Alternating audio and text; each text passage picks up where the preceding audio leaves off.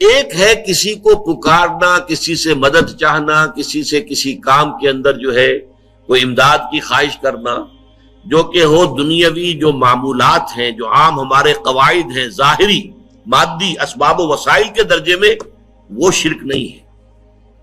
میں کسی سے کہتا ہوں مجھے ذرا پانی پلا دو، یہ بھی ایک دعا ہے، استمداد ہے، مدد آپ نے مانگی ہے، اس سے اپنی ایک ضرورت پوری کرنے کے لیے کہا ہے۔ لیکن کیا ہے یہ کہ گھڑا ہے، وہاں رکھا ہوا ہے، وہاں پانی ہے، اس میں سے پانی لائے گا وہ دے دو۔ جو ظاہری قوانین طبیعہ جو ہے ان کے دائرے کے اندر اندر کوئی دعا، کوئی استمداد، کوئی استعانت، کوئی استغاثہ، اس میں کوئی حرج نہیں۔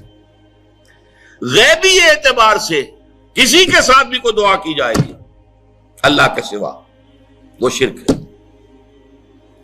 وہ استدعا ہو، استغاثہ ہو، استعانت ہو، استمداد ہو، استنصار ہو، کچھ بھی ہو، غیبی طور پر دنیا کے معروف طریقوں میں اور جو ہمارے طبعی قوانین ہیں ان کے دائروں کے اندر اندر مدد مانگنا، اس میں قطعاً کوئی شرک نہیں، یہ توحید ہے۔ البتہ اس میں بھی ایک باریک نکتہ ہے۔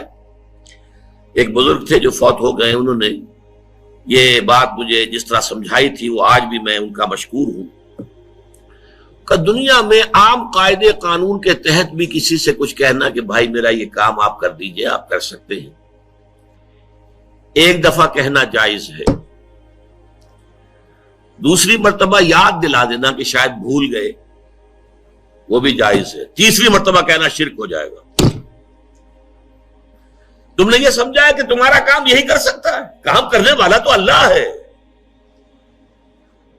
لا فاعل فی الحقیقت ولا مؤثر الا اللہ، حضور نے فرمایا کہ اگر تمہیں جوتا باندھنے کا تسمہ درکار ہو تب بھی اللہ سے مانگو، کسی کے سامنے سوال کا جو ہاتھ جو ہے وہ دراز نہ کرو۔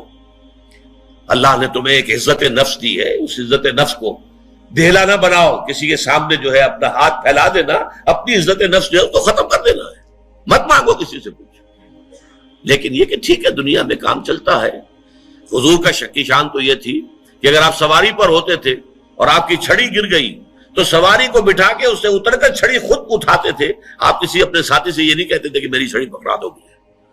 آپ کی تو غیرت کا عالم جو ہے وہ بہت بلند تھا، بہت بلند تھا، بہت بلند تھا۔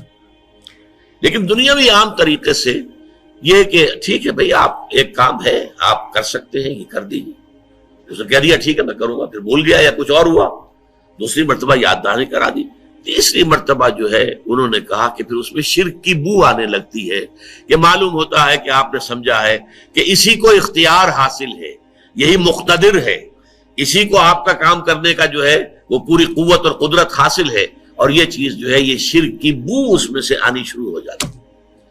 لیکن یہ ہے معاملہ سارا جو اسباب عادیہ کے تحت، اس سے ماورا آپ کسی کو نہیں پکار سکتے۔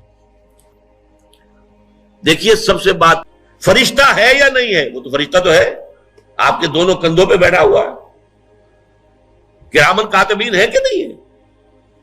یرسل علیکم حفظہ، آپ کے جو باڈی گارڈ اللہ فرشتہ نہیں بھیجتا، لیکن آپ فرشتے سے بھی نہیں کہہ سکتے کہ میرا یہ کام کرو۔